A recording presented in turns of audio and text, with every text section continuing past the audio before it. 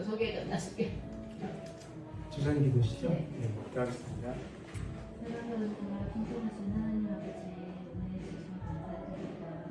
저희가 또 이렇게 한 자리에 모여 주님의 말씀을 듣고 복종하게 해주시니 감사드립니다. 저희 삶 속에서 말씀을 마음 깊이 새기며 은혜 충만, 말씀 충만하게 하여 주셨습니다. 또 말씀을 향하신 목사님의 소명 충만함과 지혜의 영역을 충만하게 해주시고 경건하게 해주셔서 지금 시작하는 시간입니다. 마치는 시간까지 주님께서 함께하여 주시고 은혜 내려주시고 감사하고 예수님의 이름으로 기도드립니다. 아멘. 자, 일단 부교재부터 보겠습니다. 부교재. 제가 지난번에 예고했던 대로 제가 구원파 네네. 인물과 대화 내용을 분석을 시켜서 거기 앉으시면 머리 나오세요. 뒤통수가 나오네요. 아름다운 머리결이 다 나옵니다. 대화를 제가 분석을 시켜서 잠깐 나누겠습니다. 자, 이 사람은 성화를 이렇게 이해를 합니다. 성화를 인간의 노력이나 순종으로 이루어가는 것이다. 그래서 인간적인 비난이다, 율법주의다, 자기일이다 주장을 합니다.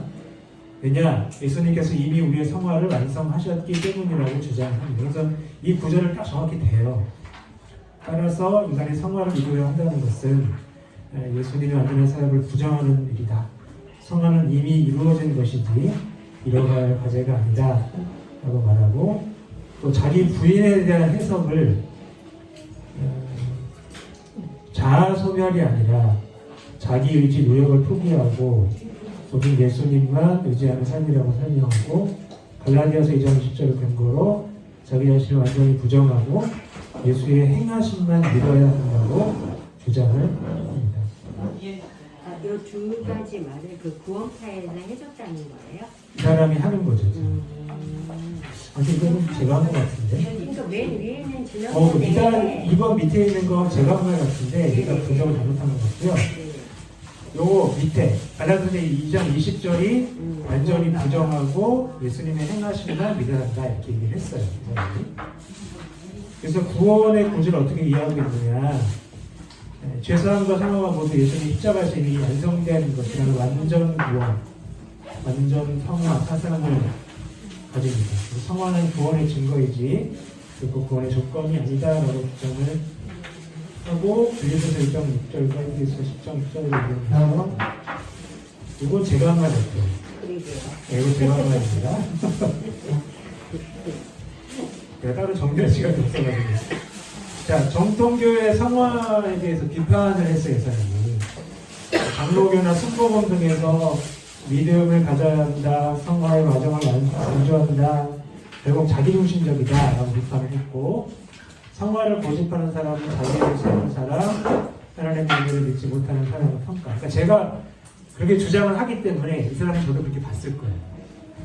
그러니까 그 사람의 입장에서는 저도 되게 답답한 사람이었겠죠. 성화는 인간의 순종, 복종의 전적으로 하나님의 은혜를 이미 완성된 상태다. 이게 이제 이 사람의 주장이고요. 자신의 체험을 근거로 이런 얘기를 했습니다. 그래서 이제 장로교 가족들이 장로교 신앙 속에서 죄사함의 확신이 없이 죽었다. 자기를 장로교를 떠나서 기쁜 소식이 선교회가 옮겼다. 장로교 신앙은 위선적이다. 자기도 가득한 신앙이다 평가를 하고, 또 자기의 신학적 정당성을 주장하기 위해서 히브리어와 영어 성경까지 공부했다고 막 주장을 해요. 맥락 없이 갑자기 이 얘기를 하더라고요. 그러면서 박옥수에 대한 오해가 많다. 직접 만나서 들어보라 라고 말을 했고, 자신은 이것을 통해서 참된 죄사함과 자유를 얻었다고 간접적으로 표현을 했습니다. 근데 이제 제가 그 얘기도 했거든요. 당신들은 완전성화를 주장하면서 오히려 자신들의 죄, 범죄 이런 걸 정당하지 않느냐, 그쪽으로 가지 않느냐라고 했더니 또 그렇진 않다고 또 주장을 해요. 근데 실제는 어떤지 모르죠. 자, 신학적 특징 및 문제점 요약. 자, 성화, 구원파는 예수 안에서 이미 완성된 상태라고 하고, 우리 개혁주의에서는 구원받은 자에게 성령이 이루시는 점진적 변화 과정이라고 가르칩니다. 자, 인간의 역할에 대해서 구원파는 없다.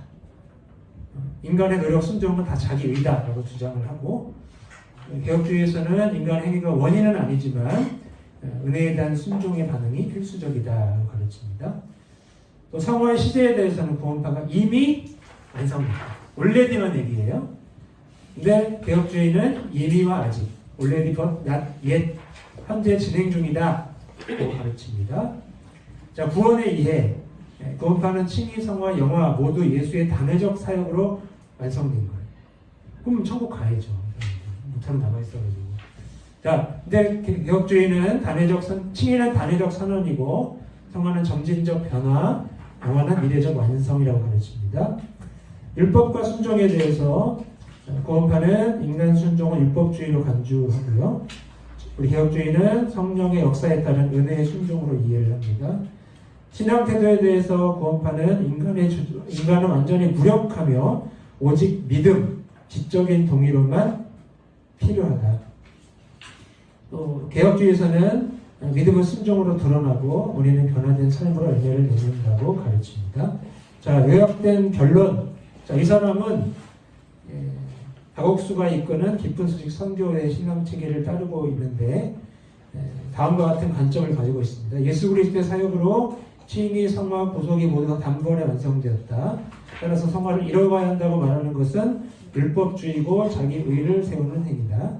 신앙의 핵심은 나는 죽고 예수를 산다는 자기 부정이다. 요거 유기성 목사님도 쓰잖아요. 그렇게 오해가 많이 돼요. 실제로. 내가 죽어야지 하거든요. 성경은 이미 죽은 나에 대해서 얘기를 하고 그 다음에 내 안에 예수가 사는 거에 대해서 얘기를 합니다. 그러니까 자기 부정이 절대로 아니에요. 자, 거룩함은 예수 안에서 이미 이루어진 신분이지 실천해야 할 과제가 아니다 라고 말하고, 또 인간의 순종, 복종을 강조하는 교리는 행위구원이며 복음의 본질을 왜곡한다고 주장을 합니다.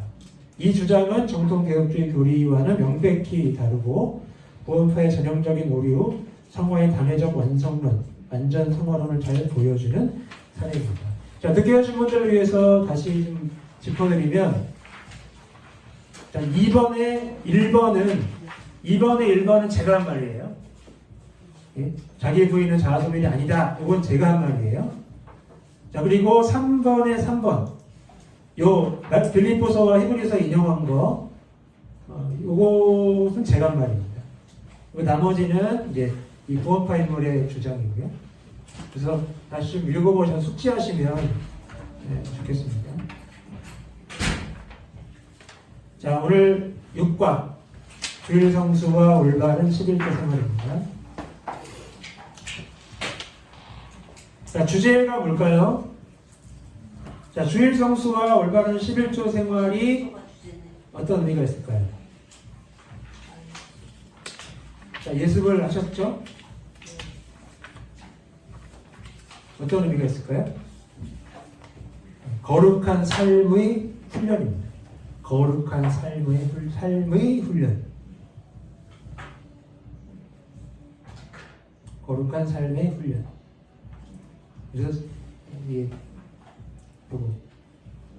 찍 긋고 쉼과 헌신 이렇게 쓰시면 돼요. 예, 쉼. 뭐라고 들으셨어요? 쉼. 제가 목이 안 좋으니까 자꾸 발음이 헛나가요. 예, 쉬다 할 때 쉼. 쉼과 헌신. 일단 적어보겠습니다. 하나님은 우리의 주님이시다. 하나님은 우리의 주님이시다. 하지만 이 같은 고백이 진실이 되기 위해서는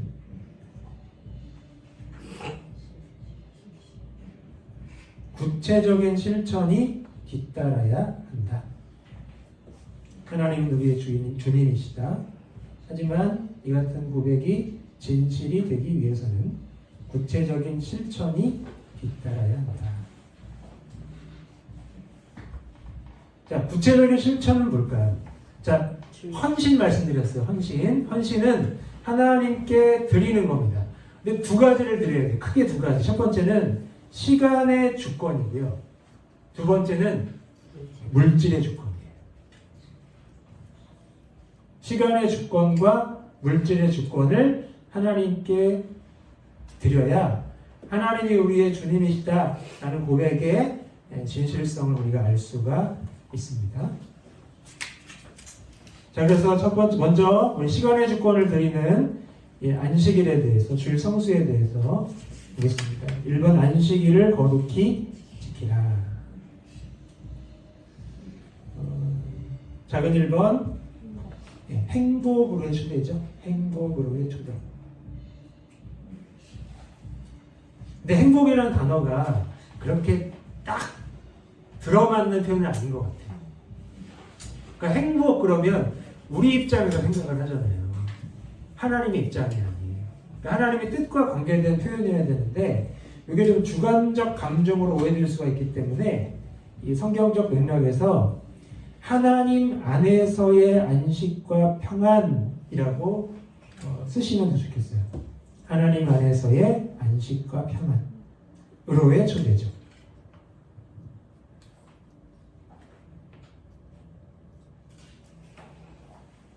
하나님 안에서의 안식과 평안. 자, 이것을 위해서 창조하셨다.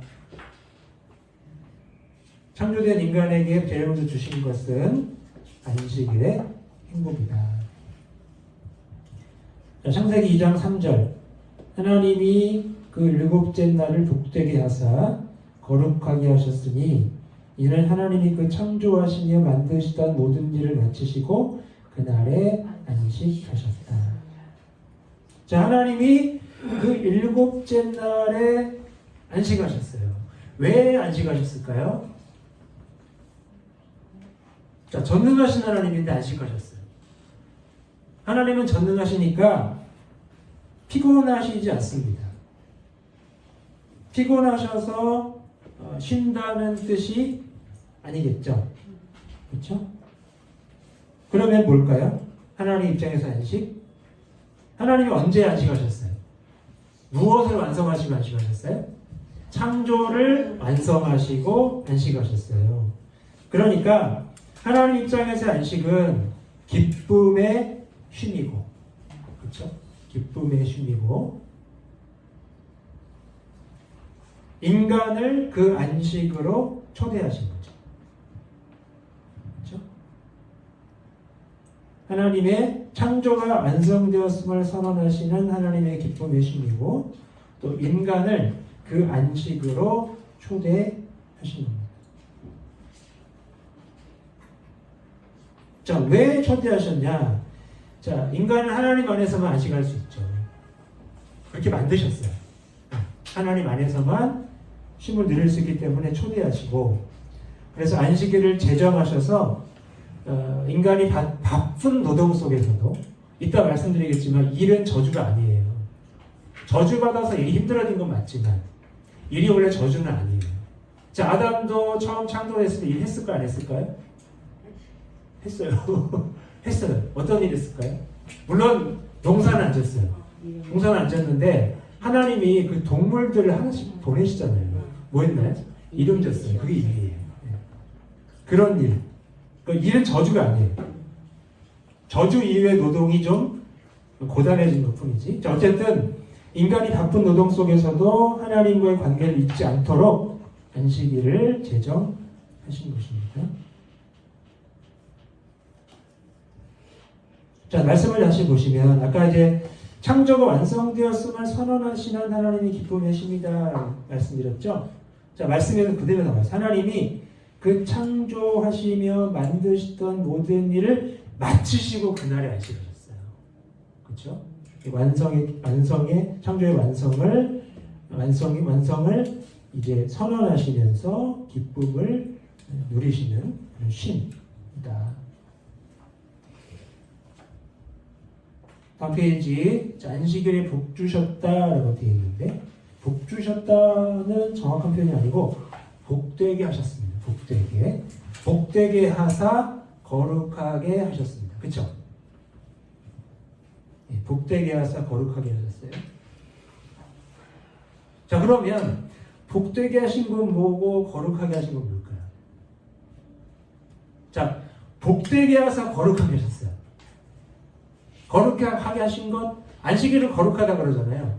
그 안식일이 거룩하게 된 이유는 하나님이 복되게 하셨기 때문이에요. 그러면 복되게 하신 것은 무엇이고 거룩하게 하신 것은 무엇이냐? 자, 적어보십시오. 복되게 하사는 하나님의 은혜가 임하는 내용이에요. 하나님의 은혜가 임하는 내용이고요. 자, 거룩하게 하셨다는 이제 복되게 하심의 결과인데 그 은혜가 머무는 구별된 상태입니다.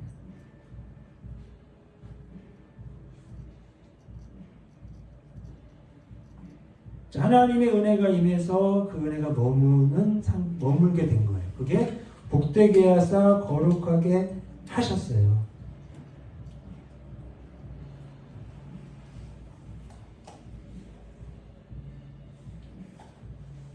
자, 이것이 사람과 관계가 있다는 거죠. 마가복음 2장. 안식일이 사람을 위하여 있는 것이 아니라 무엇이?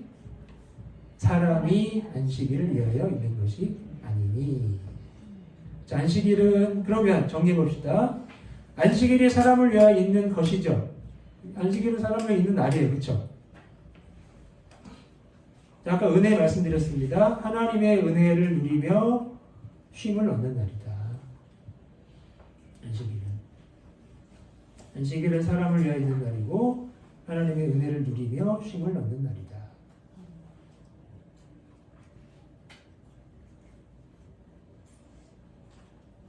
자, 근데 왜 이 안식일이 인간에게 복일까요? 물론 이제 창조의 완성으로의 그 기쁨으로의 초대이긴 한데 지금 다 모든 일을 마치시고 안식으로 초대하셨어요. 사람을 마지막에 만드시고, 그렇죠? 자, 그러면 인간이 제일 마지막이에요. 완성이 인간이에요. 그러면 그 앞에 건 뭐예요? 누굴 내 준비하신 거예요? 이 사람을 내 준비하신 거예요. 그러니까 이미 모든 것을 다 준비해 두셨기 때문에 그게 복이 되는 거죠. 인간을 창조하신 것, 안식으로 초대하신 것. 작은 2번 주일성수입니다. 주일성수. 자, 안식일을 거룩하게 지켜야 됩니다. 구별되게 지켜야 합니다. 방법은 6일 동안 열심히 일하다가 7일째 되는 날에 일을 중단하는 시간을 갖는 것입니다. 출애굽기 20장 안식일을 기억하여 거룩하게 지키라.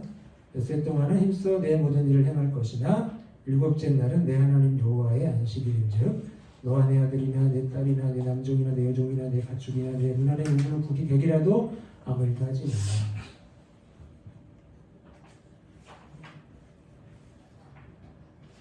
자, 안식일을 지키기 전에 엿새 동안은 힘써 내 모든 일을 행하고.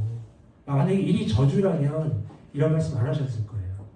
그렇죠? 열심히 일하고 일곱째 날 하나님 여호와의 안식일을 지켜라. 자, 근데 안식일을 기억하여 거룩히 지키래요. 안식일을 기억하여 거룩히. 자, 안식일을 기억한다는 건 영적인 기념이 되겠죠. 영적 기념.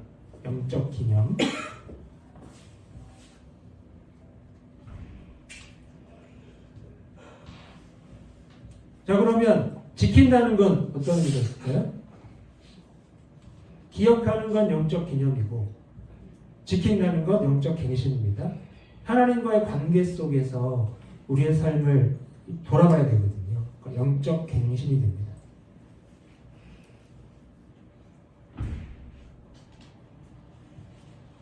자, 이렇게 하나님 여호와의 안식일을 지켜야 되는데 누가 지켜야 됩니까? 너, 네 아들, 이 딸, 이 종, 가축, 객도 아무 일도 하지 말아요. 그러니까 네가 쉰다고 다른 사람 일 시키지 말고 다 쉬게 해라. 나는 싫은데 딴 사람은 일 시켜요. 뭐 돈이라도 주면 뭐 나쁘지 않은데 돈도 안 주고 일 시켜요. 그건 안식일이 아니에요. 하나님은 모든 사람이, 모든 피조물이 다 안식일에 쉼을 얻기를 원하십니다. 자, 여기 첫째, 두 번째 줄에서 사실 일은 하나님 주신 선물입니다 라고 했죠. 그 밑에 줄에 문화 명령을 주셨다.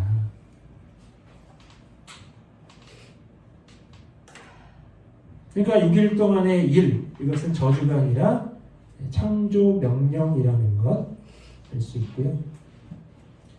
또 하나님이 인간에게 이를 통해서 창조의 선한 통치를 실현하도록 부르셨다는 것 우리가 알 수가 있습니다. 자, 둘째, 두 번째 줄에 안식을 지키게 되면 그동안 일하면서 망각했던 진리들을 인식하게 됩니다. 하나님과의 관계 속에서 이것들을 다시 인식하게 되는 거죠.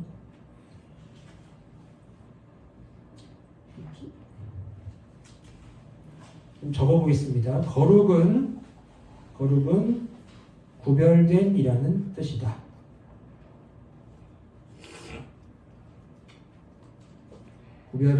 거룩은 구별됨이라는 뜻이다. 하나님께 구별된 날은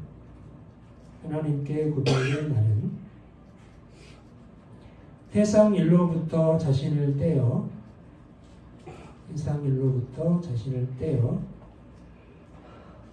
하나님께 집중하는 날이다. 거룩은 구별이라는 뜻이다. 하나님께 구별된 날은 세상 일로부터 자신을 떼어 하나님께 집중하는 날이다. 따라서 안식일을 거룩히 지키라는 것은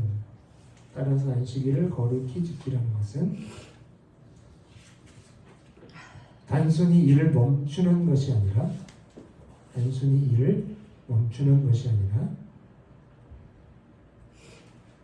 적으셨나요? 한 번만 보여주세요. 어디요? 안식일. 안식일을 아니, 처음부터? 지키라는 것을 안식일을 네, 지키라는 네, 것을 안식일을 거룩히 지키라는 것은 단순히 일을 멈추는 것이 아니라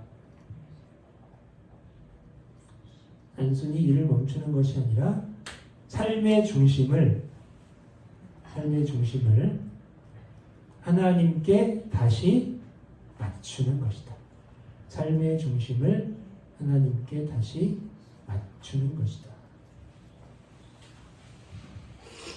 자, 이렇게 해서 넘어가고요. 자, 작은 3번 주일 행복의 3대 요소. 자, 성경은 안식 행복 세 번째 줄입니다. 성경은 안식 행복을 제대로 누리기 위해 소극적으로 일을 하지 않을 뿐 아니라 적극적으로 힘쓸 일이 있다고 가르칩니다. 그 전에 요거 안식일과 주일 관계.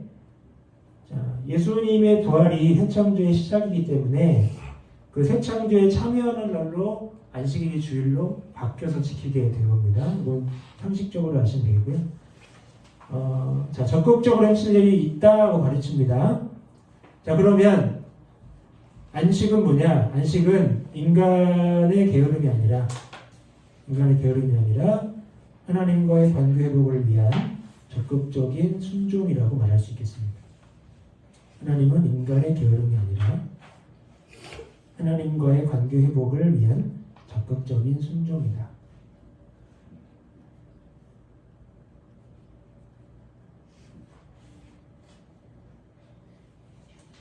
자, 근거 구절로 4장 11절을 말씀을 하는데 약간 결이 안 맞긴 해요. 이 구절이. 이 구절은 안식일에 대한 말씀이 아니고 저안식이에요.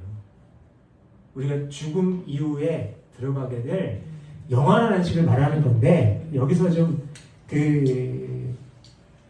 의미를 가져오는 거죠. 여기서 저의 동그라미 치시고 영원한 이렇게 쓰시면 돼요. 영원한 안식에 들어가기를 힘쓸지니 누구든지 저 순종하는 분에 빠지지 않게 하려 합니다. 자, 그러면 저 안식에 들어가기를 힘쓰려면 순종해야 되는 거예요. 그렇죠? 따라서 자, 안식은 인간의 게으름이 아니라 영적 훈련의 결과라는 겁니다.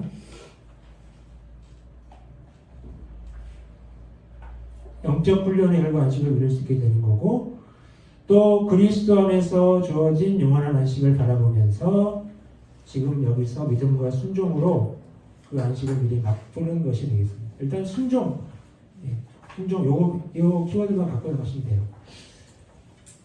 자, 안식일에 우리가 적극적으로 찾아야 될 행복의 3대 요소, 이거 아까도 약간 인간중심적인 표현이라고 말씀드렸죠. 하나님 안에서의 뭐라고 그랬죠? 안식과 평안이라고 말씀드렸는데 그 세 가지 요소가 교제, 기쁨, 선행입니다. 작은 일본 교제. 자, 안식일에는 먼저 하나님과 교제해야 됩니다. 가장 먼저 예배를 통해 하나님과 깊은 교제 속으로 들어가야 합니다. 그래서 주일의 핵심은 뭐냐? 바로 예배입니다. 주일의 핵심은 예배.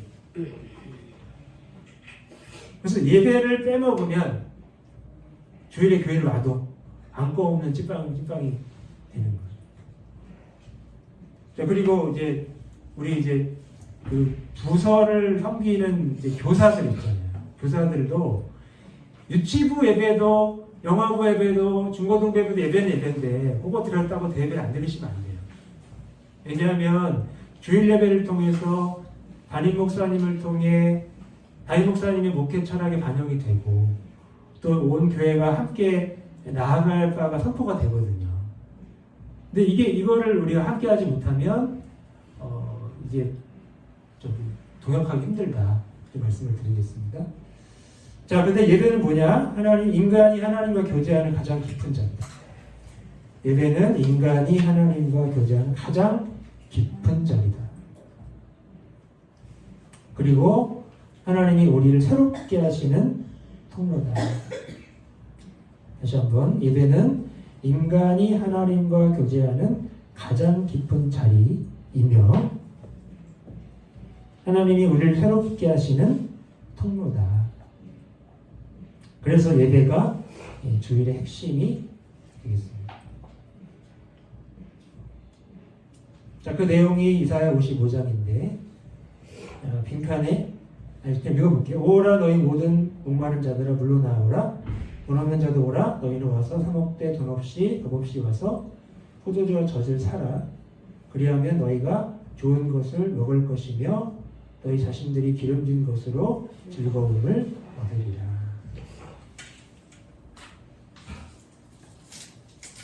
재밌는 표현이 있어요.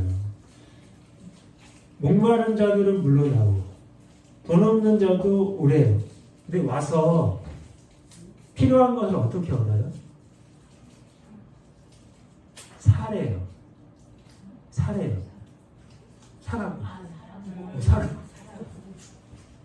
사 먹으래요. 사 먹으래요. 돈 없이 값 없이 와서 포도와 젖을 사래요. 무슨 뜻일까요?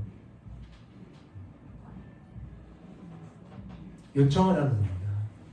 달라고 하는 겁니다. 예. 와서 뚱하게 있으면 안 되고 하나님 주세요. 오라고 하셨잖아요. 주세요. 은혜 주세요. 예. 그러면 좋은 것을 먹을 것이다. 좋은 포도주, 좋은 젖을 먹을 것이다. 우리가 기대했던 것 이상으로 하나님이 최상급의 필요를 채우실 것이다. 너희 자신들이 기름진 것으로 즐거움을 얻으리라. 그런데 하나님과의 교제가 말씀과 기도를 통해서 이루어집니다. 그렇죠? 다른 말로 하면 영혼이 새 힘을 얻는다. 이렇게 말할 수 있습니다. 영혼이 새 힘을 얻는다.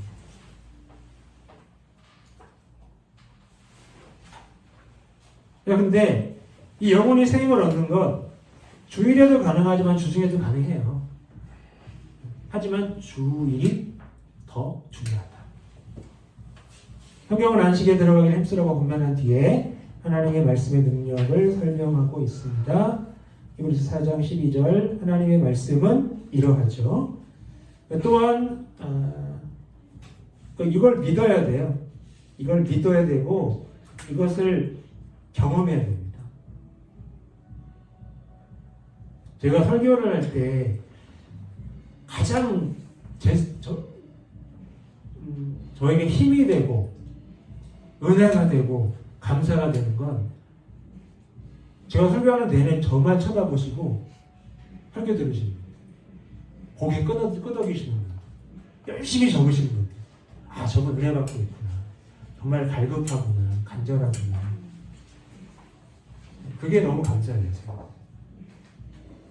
제가 잘하고 못하고 말씀드리는 거 아니고 제가 어쨌든 설교할 때 정말 집중해서 들으시는 몇몇 분들이 있어요. 장로님도 계시고요. 권사님도 계시고요. 사실 어떤 교회 가면 장로님들 말씀 안 듣거든요. 이러고 있는 분들이 있거든요. 안 그래요. 우리 교회는 안 그래요. 너무 겸손하신 것 같아요. 자, 또한 안식일은 사람들과의 교제도 누리는 날이 되어야 합니다.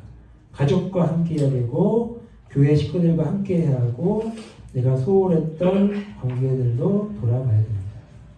그러니까 이웃과의 교제도 하나님의 명령이라는 겁니다. 이웃과의 교제도 하나님의 명령입니다. 그래서 안식에 대해서 좀 정리를 하면 예배를 통해 하나님께 나아가고 공동체 안에서 사랑으로 섬길 때 참된 심이 완성된다. 그래서 굉장히 중요한 말이 이거예요. 주일은 고립이 아니라 공동체의 날이다. 그래서 고립된 분들 좀 끄집어내 주세요. 제가 이렇게 교회에서 이렇게 형부들 다니시는 거 보잖아요. 감동될 때가 새로 오신 분들, 그분들을 누가 이렇게 끌고 다녀요. 전도하신 분이 아닌데 끌고 다녀요. 아니 끌고 다니는 건데 모시고 다녀요. 모시고 저 그게 감동이 돼요. 아, 그래서 저분 정착하셨구나. 그게 굉장히 감사해요. 주일은 고립이 아니라 공동체의 날이다. 다음 페이지, 자기를 돌아보고 자신과의 교제도 회복하는 날이다. 있고요. 작은 2번 기쁨. 안식일은 이 같은 기쁨을 회복함으로 좋으신 하나님을 찬양해야 된다. 이 목록은 좀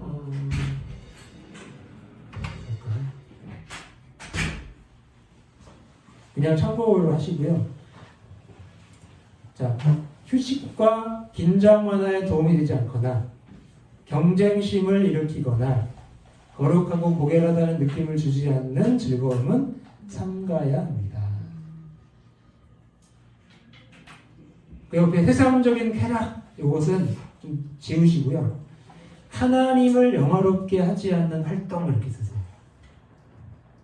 하나님을 영화롭게 하지 않는 활동.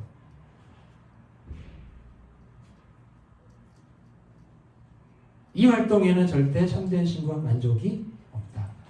이 표현이 좋은 게 하나님이 하나님 영화롭게 할까? 하나님이 기뻐하실까? 한번 생각하고 이걸 하게 된다는 거죠. 하나님을 영화롭게 하지 않는 활동은 절대 참된 신과 만족이 없습니다. 정세가 4장 10절 그들이 먹어도 배부르지 아니하며 음행하여도 수요를 늘지 못하는 이유 뭡니까? 여호와를 버리고 따르지 아니하였습니다. 이게 이제 하나님을 영화롭게 하지 않는 활동과 관계가 있는 거죠. 적어보세요. 안식일의 기쁨은 오락이나 자극이 아니라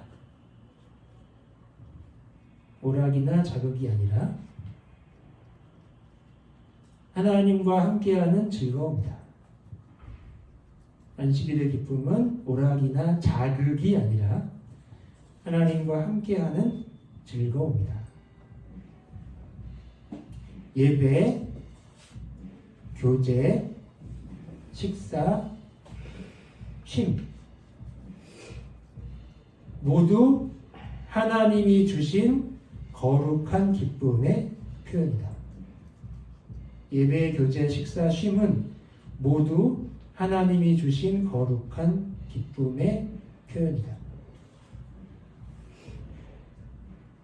자, 그러나 하나님과 무관한 쾌락, 하나님과 무관한 쾌락, 가로 열고 탐욕, 경쟁, 세속적 소비, 하나님과 무관한 쾌락, 가로 열고 탐욕, 경쟁, 세속적 소비, 가로 닫고은 안식의 본질을 파괴한다. 안식의 본질을 파괴한다.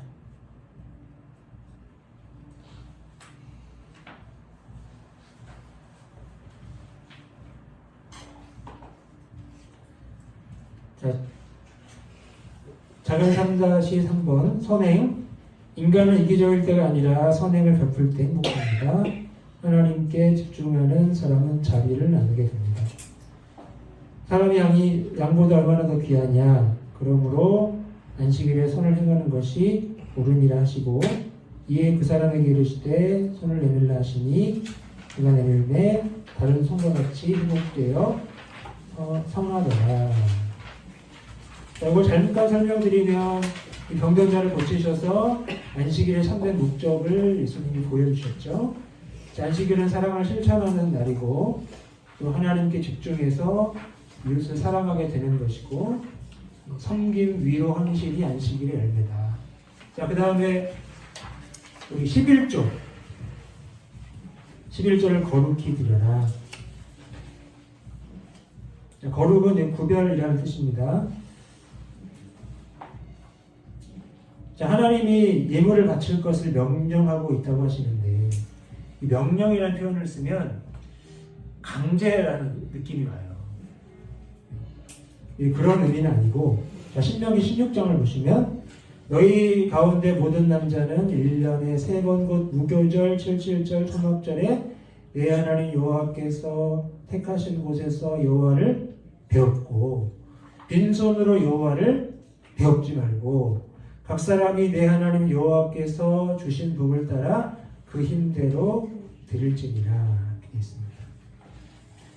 그래서 중요한 표현이 빈손으로 여호와를 배웁지 말고 각 사람이 내 하나님 여호와께 주신 복을 따라서 그 힘대로 드릴지라. 이렇게 되어 있습니다. 복을 따라 드리고 그 힘대로 드리래요. 어떤 복일까요? 주신 복이래요. 자, 빈손이라는 표현과 연관해서 말씀해 보시죠. 어떤 복일까요? 왜 빈손으로 여호와를 배우면 안 될까요?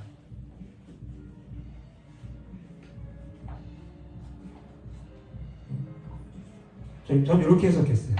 빈손이 되지 않게 하신 은혜에 감사해서 빈손이 안 나는 거예요. 빈손이 되지 않게 하신 은혜에 감사해서 그렇게 복을 따라 드리고 그리고 그 힘대로 드려야 돼요. 그 힘대로. 무슨 말이냐? 각자의 형편에 따라 마음을 다해 드리는 겁니다. 복을 따라는 빈손이 되지 않게 하신 은혜에 감사해서 드리라는 거고 그 힘대로 드리라는 것은 각자의 형편에 따라서 마음을 다해 드리라는 겁니다.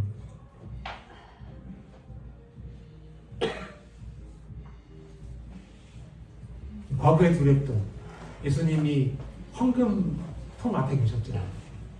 그게 헌금을 넣으면 이렇게 구조가 좀 이렇게 꼬불꼬불 되어 있나봐요.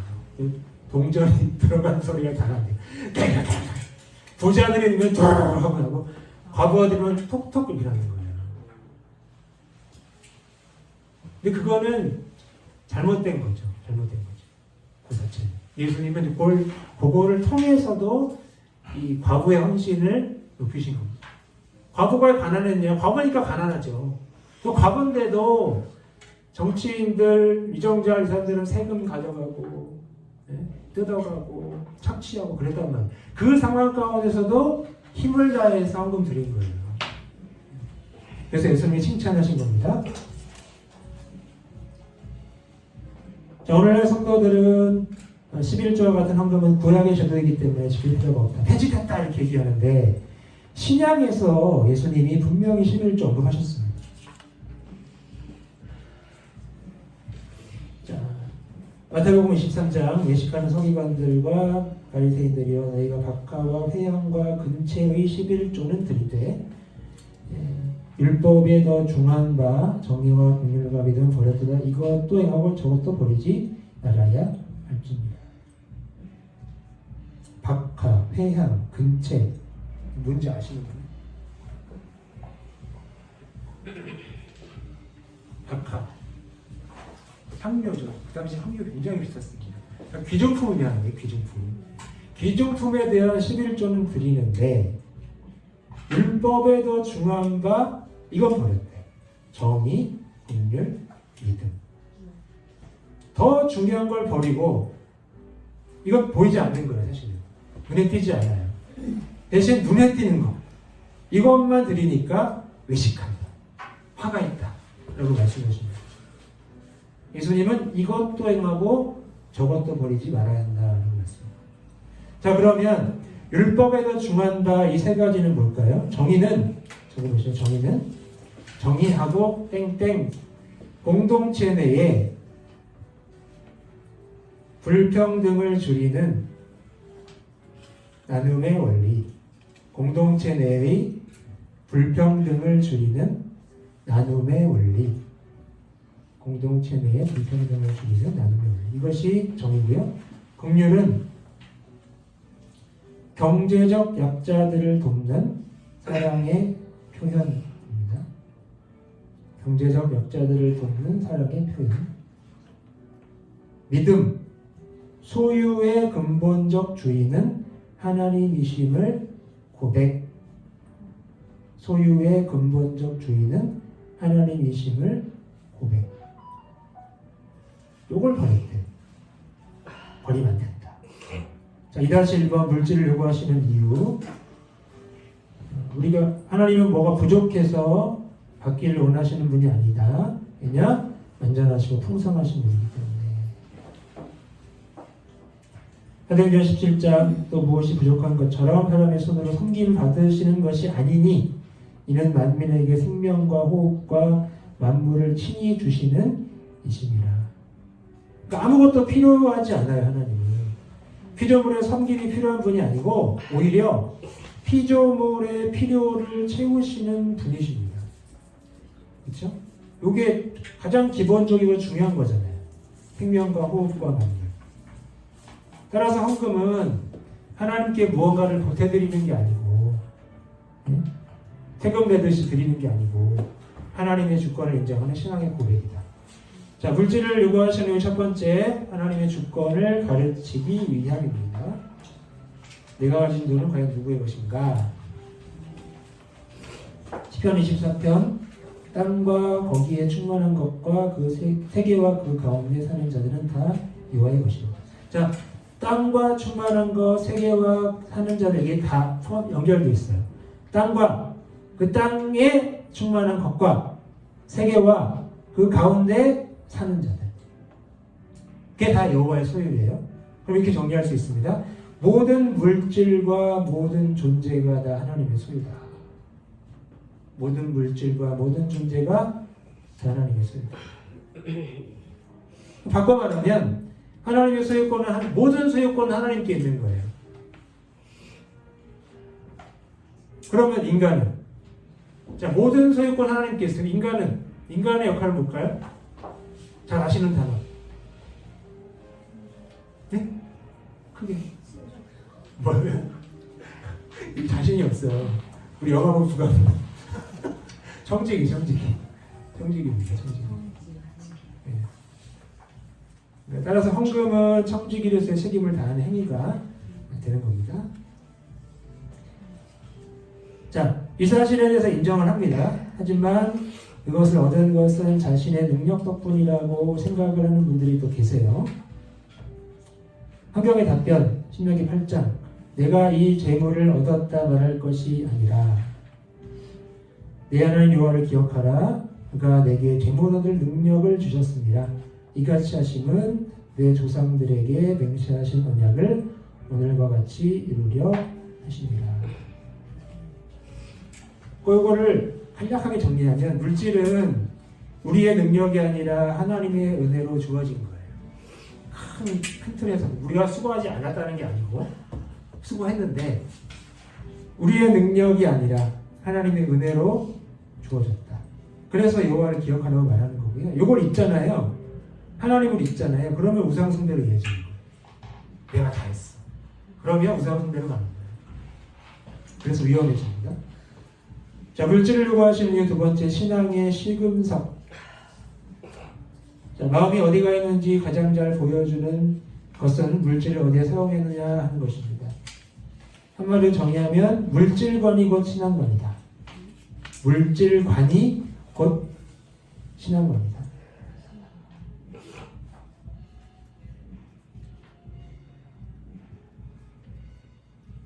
마태복음 6장 내 건물이 있는 그곳에는 내 마음도 있다. 그러니까 헌금과 관련해서 말씀드리면 우리의 마음, 헌금이 우리의 마음이 어디에 있는지를 보여주는데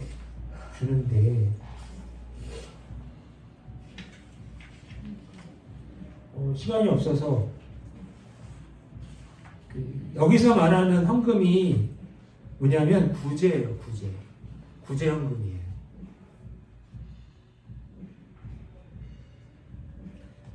참고로 누가복음 11장 34절부터 36절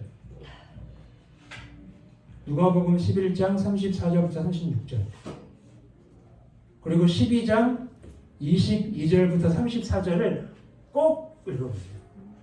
꼭 읽어보세요. 12장? 예, 아니, 예. 11장 3, 4, 3, 6, 12장 2, 2, 3, 4. 2, 2, 3, 4? 예, 12장 2, 2, 3, 4. 꼭 읽어보세요. 자, 여기 마태복음에는 애매하게 나와 있어요. 여기 구제헌금이라는 표현이 안 나와 있어요. 근데 누가복음을 읽어보면 이게 구제헌금 얘기예요. 그리고 12장에 너희는 먼저 그의 나라 그 일을 구하라 하면서 구제헌금 얘기 나와요.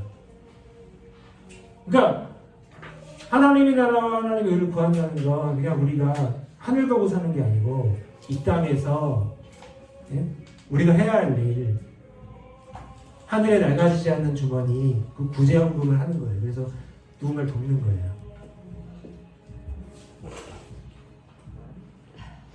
자, 신자들이 세상에 재물을 쌓고 그것을 의지하면서도 하나님을 잘 섬길 수 있다고 생각을 합니다.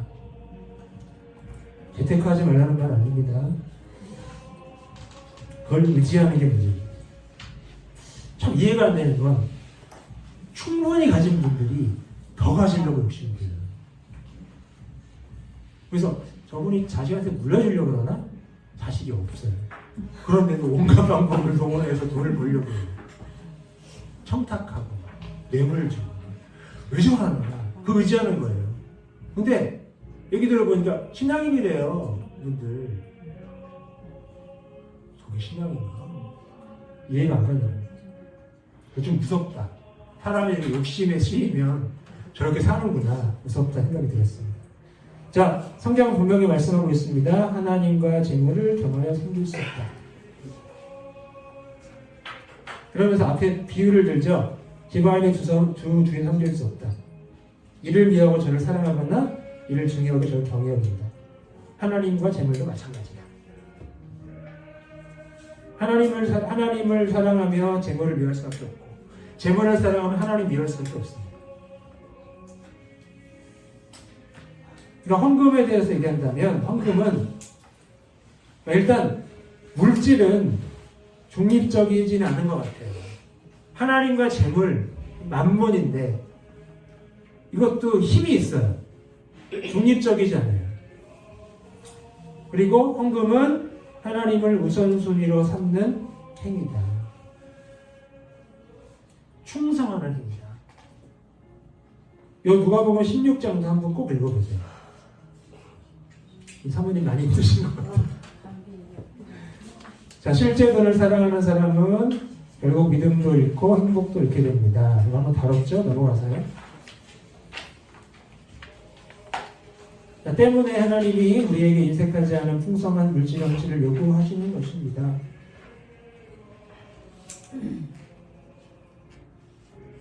선을 행하고 선한 사업을 하고 아니하고 나누어지기를 좋아하며 너그러운 자가 되게 하라. 이거 부자들을 이렇게 가르치라고 하신 거예요.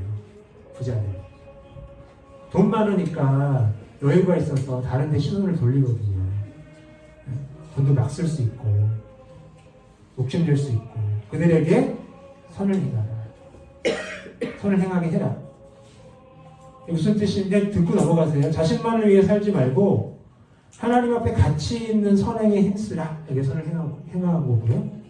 선한 사업을 많이 한다는 건 돈으로 부유하려고 하지 말고 선행으로 부유해져라. 이거고.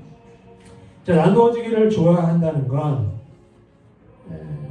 기꺼이 자발적으로 나누게 하라 이런 뜻입니다. 그러니까 이 부유함이라는 게 그 함께 잘 되기 위한 은혜의 통로가 되어야 한다는 거고요. 너그러운 자가 된다는 건 필요를 나누는 실천적 사랑을 한다는 겁니다. 자, 그 다음에 요구하시는 이유 세 번째, 큰 것을 맡을 자를 찾기 위해서. 그렇죠? 자, 누가복음 16장, 지극히 작은 것에 충성된 자는 큰 것에도 충성되고, 지극히 작은 것에 불의한 자는 큰 것에도 불의하다. 만일 불의한 재물에도 충성하지 아니하면 누가 참된 것으로 너희에게 맡기겠느냐. 자, 그럼 이거 말씀 볼 때 하나님이 뭘 보실까요?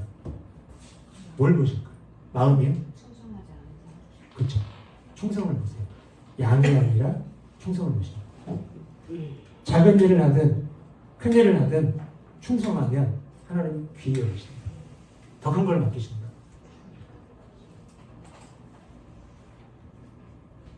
자, 밑에 질문 두 번째 주 하나님께서 우리에게 바른 은금 생활을 요구하시는 것은 테스트 이렇게 되어 있는데 뭐 테스트도 맞을 수도 있지만 준비가 되어 있느냐, 준비시키시는 거예요. 훈련시키시는 거예요. 물질에 대한 충성은 하나님께 더 큰 책임을 맡을 준비가 되었는지를 보여줍니다. 자, 11조 두 번째, 온전한 11조 생활입니다. 구약의 11조 세 가지가 있습니다. 첫째는 레위인 11조예요. 레위인 11조. 레위기 18장 21절, 성전 봉사자들의 생계, 전임 사역자들, 교회 교역자들의 생계를 위한 헌금이 레위인의 11조입니다. 이게 오늘날의 11조와 비슷하게, 물론 쓰임은 약간 좀 광범위하지만. 자, 두 번째는 축제 11조입니다. 신명기 14장 22절 13절에 나와 있는데 감사와 교제를 위한 제물입니다. 감사와 교제를 위한 제물. 오늘날의 감사, 절기 헌금하고 비슷하고요. 세 번째는 구제 11조예요. 구제 11조. 가난한 자와 과부를 위한 나눔. 이 사람들은 자기 힘으로 못 먹고 살아요. 그래서 이들을 위한 특별한 헌금을 드리게 했습니다. 그러니까 구약의 11조는 세 가지 목적이 있어요. 첫 번째, 하나님의 주권을 인정하고, 두 번째는 공동체를 섬기고, 세 번째는 가난한 자를 돕고, 세 가지 목적을 위해서 11조를 드리게 했습니다. 마지막 3번, 헌금자의 고백과 하나님의 축복. 솔로몬의 고백인데 이건 건축 헌금 한 내용입니다. 무엇이기에 즐거운 마음으로 들을 힘이 있었나이까. 담임 목사님 목소리 들리는 것 같아요. 주께로 말미암았다. 주의 손에서 받은 것으로 주께 드렸을 뿐이다. 주의 거룩한 이름을 위하여 성전을 건축하려고 미리 저축한 것이다. 다 주의 손으로 맞사오니 다 주의 것이다. 그러니까 모든 물질이 다 하나님께로부터 왔다는 것을 고백을 하고, 이 헌금이 은혜에 대한 응답이다 라고 지금 말하는 거예요. 헌금이 은혜에 대한 응답이다.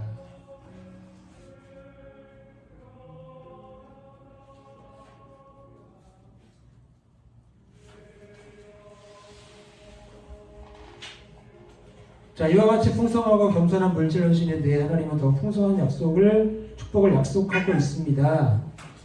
돼 있는데 여기 하나 좀 적어보세요. 온전한 11조는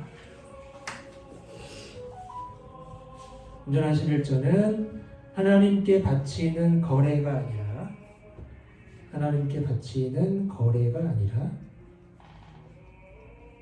관계의 표현이다.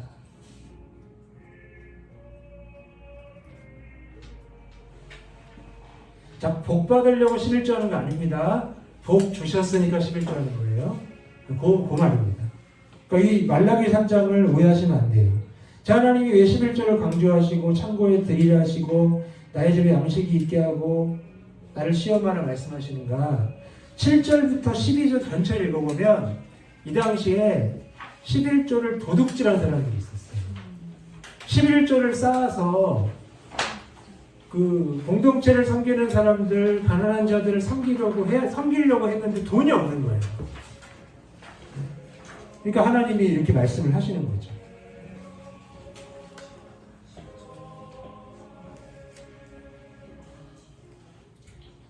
자, 결론 적겠습니다. 주일 성수와 11조는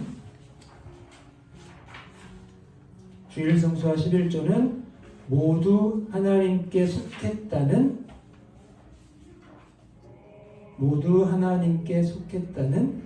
표지입니다. 표지. 영어로 사인이에요. 사인.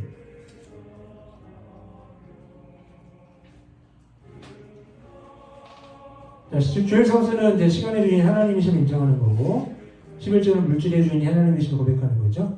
자, 근데 이 둘이 우리를 구원하지는 않지만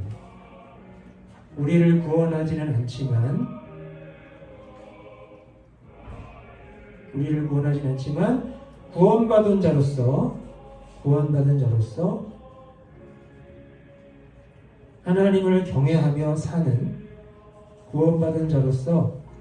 하나님을 경외하며 사는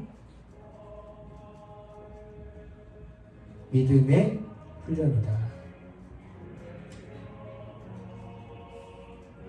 구원받은 자로서 하나님을 경외하며 사는 믿음의 훈련이다. 한 가지 더 적어볼게요. 하나님은 주일 성수와 헌금 속에서도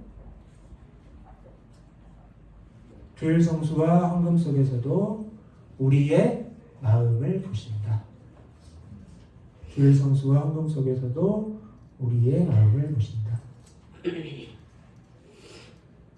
하나님께 시간을 드리고 물질을 드릴 때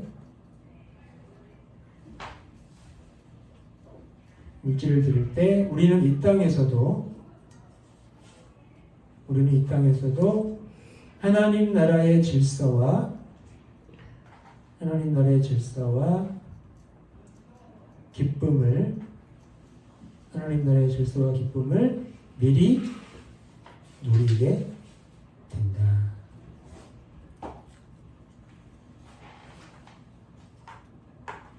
네, 여기까지. 자, 다음 과는 7과고요. 다음 주는 휴강입니다. 네, 블레싱입니다. 못 모여요. 네. 자, 우리 주기도 오늘 마치겠습니다. 하늘에 계신 우리 아버지여, 이름이 거룩히 여김 받으시오며 너희 마옵시며 이 시간 일어서는 것 같이 땅에서도 이루어지이다. 오늘날 우리에게 용할 양식을 주옵시고 우리가 우리에게 죄짓는 자를 사하여 준 것 같이 우리 죄를 사하여 주옵시고 우리를 시험에 들게 하지 마옵시고 다만 악에서 구하옵소서. 내게 나라와 권세와 영광이 아버지께 영원히 쌓옵나이다. 아멘. 애쓰셨습니다. 감사합니다.